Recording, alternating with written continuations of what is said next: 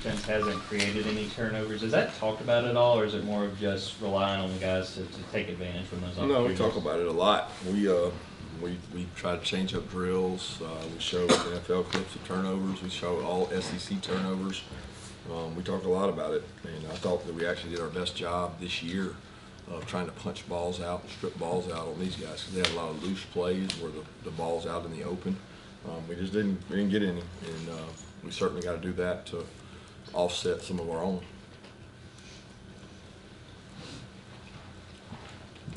Yeah, Kirby, you mentioned the other night that this week is playing more of a traditional offense. Just what is the process been like these first couple of days of practice of implementing more of those calls? And what does it say about your defense that they're able to adapt to such different offenses week to week?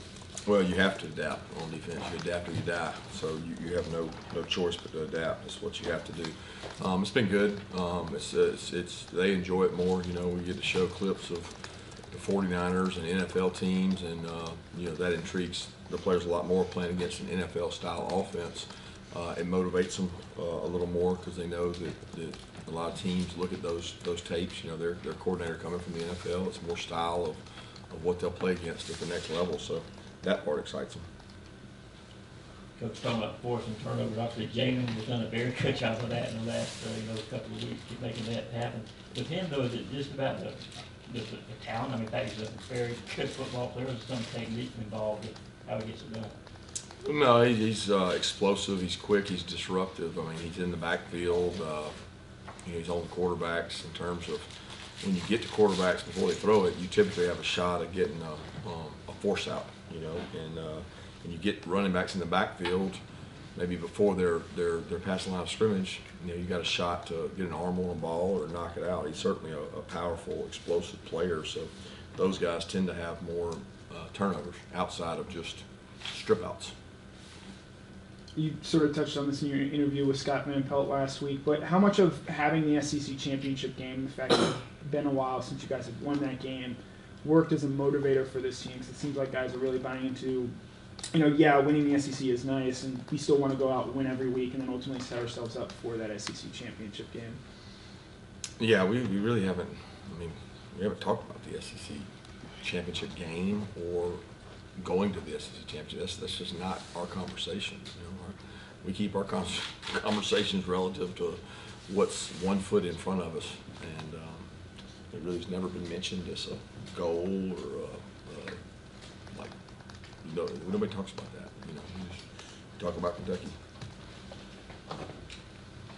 Kirby, there's a lot of guys from the 2021 class who are contributing, kind of playing above their stars, quote unquote, and that was the kind of COVID class. Did that have kind of an impact on evaluation, and maybe the guys weren't, did it make it, you know what I mean, like that's a reason that guys may not have had quite as much hype, but they're having this immediate impact? Yeah, I don't know. I would venture to say, I don't know this for fact, it's just my opinion that everything would be off that year because there was no true evaluation. So like, what are you evaluating it on? What are you basing it on? You know, I mean, the people who evaluate that in the first place, I don't think of them as experts at it per se. I don't want to take their opinion over my own. I think that's something that we do well as a staff is evaluate. So regardless of which year or which rating or what people said, we go back and do a review of how those classes performed, how each guy did kind of after 3 years, because you can't get a real evaluation. So those guys really haven't had enough time to be evaluated. But I just don't, it's hard to say they outperformed their rating because I don't know their rating. I don't care about their rating. I care about our evaluation of them. And we think our evaluation is the most important.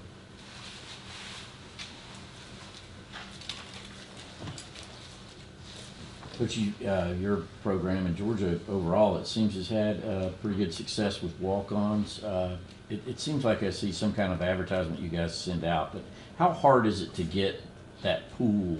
How much of a concentrated effort is it to get the numbers you think you need, and how rare is it to find what you need out of that pool? Yeah, it's not hard to find the pool. There's thousands of kids wanting.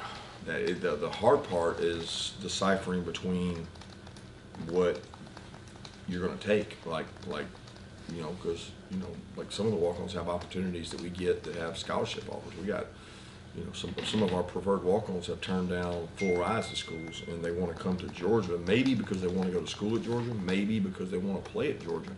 But we got a pretty good track record of the PWOs. We only get a few of those a year, so we have a limited number of spots for an unlimited number of people. We don't have to like go beg people to walk on, or people are dying to do that. I mean, we get countless requests of that. We're more selective of who we bring out there because some years we need a lineman, some years we need DB, some years we're short at running back. We try to get our needs out of the walk-on class, and every now and then in our state especially, you've got tremendous high school players who get overlooked, and there's no greater example of that than Dan Jackson.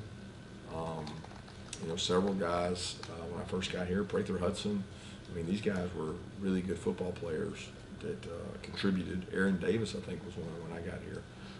That just really good athletes. So we're very blessed to have the opportunity to bring in the walk-ons we have. Kirby, the offensive line is up for the Joe Moore Award again. Just how do you evaluate how far this offensive line has come this year, particularly having replaced 2 starters from last year and having a new position coach? I think we spoke about it before. I had high expectations of this offensive line from the beginning, and I've been very pleased with this offensive line group. I try to compare them relative to other offensive lines, not other Georgia offensive lines, other offensive lines we face in the current year. Because collectively, I don't know that the quality of football right now is as good as it's been in 2, 3, 4 years ago. It's just hard to find really good quality units in all aspects. I mean, that's across the NFL, it's across college football, it's across high school football, everybody you talk to. And I'm very pleased with the way our unit has performed. Could they do better? Yeah, but I've been very pleased with the depth, the use of the depth, and how hard those guys work. So I think Stacy's done a tremendous job with them. Kirby, Javon Bullard and A.D. Mitchell, what have they been able to do for you through a couple of practices this week? And concerning A.D., I wanted to ask, who would you say, or what players would you say have kind of picked up the slack the most with all of that time that he missed? Because I'm sure you guys were, him being healthy, he's playing a ton of snaps. So who picked those up for you mostly? Well, Rosamie probably the most. I mean, Ladd and Marcus have played the most snaps. Marcus has been beat up and banged up. He's been dealing with some injuries the last 2 weeks, and he kind of recovers during the week and then gets out there and goes the best he can during the game. But, I mean, the beneficiary has been everybody. The backs, we've gone a little more 20 speed.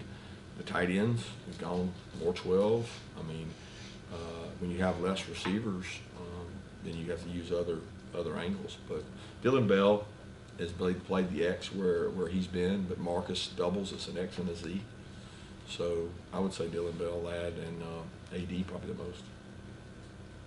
I wasn't going to ask about Mitchell, but if you could update A.D.'s status, and I was going to ask about, you guys seem to have the right approach, week to week. I wonder, coming off a loss to Vanderbilt, if they've had the right approach with Kentucky.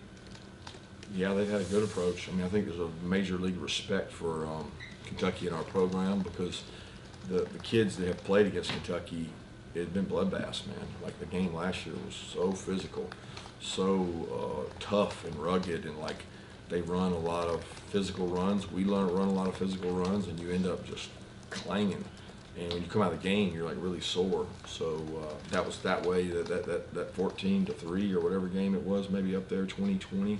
Man, it was. We had guys dropping like flies. It was just really physical. So our guys respect Kentucky. I respect Coach Stoops, and what they did last week has no relevance to what they'll do this week.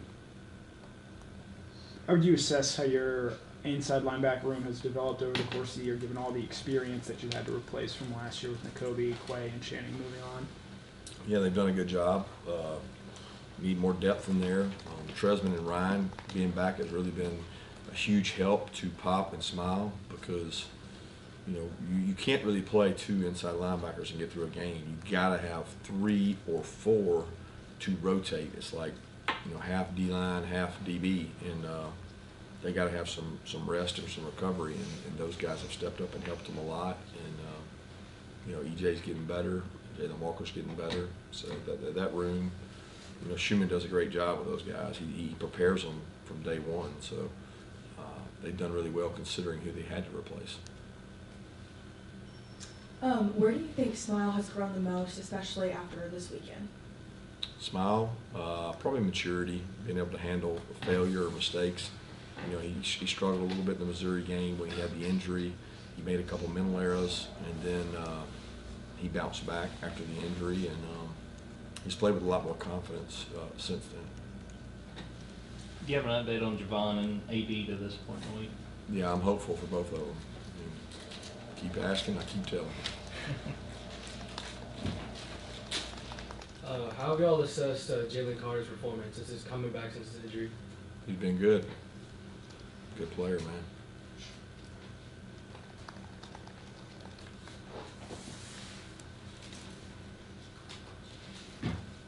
Kirby, I guess I heard that, at the Arkansas game, LSU had like chicken broth on the sideline because it was so cold there. I wonder if you guys not do that, but what do you do in particular besides putting on a heavier jacket on the sideline to combat the weather? I don't know any tricks for that. I mean, the players got their tights. They got their leg. They got different wardrobe they can wear. But outside of that, there's not a lot you can do. Practice in it, prepare for it, worry about the guy across from you and not the conditions. And you usually get good outcomes when you focus on the task at hand and not the things you can't control. Yeah, given the unfortunate events that happened in Charlottesville yesterday, do you say anything to your team about that? Talk about that with them, given the horrors that happened there? Yeah, we talked a little bit about it today. I didn't talk about it yesterday because I didn't know much and I didn't know many of the details and still don't. Certainly got a lot of respect for Tony Elliott. I've known him, been a good friend of mine since he was at Clemson and I recruited at Bama. We always spent time together on the road and just cannot fathom having to make that call to someone's parents. And and Carla's up there, who I have a lot of respect for, and did a tremendous job here, and to have to go through that, and their team and what they're experiencing, our hearts and really prayers go out to them.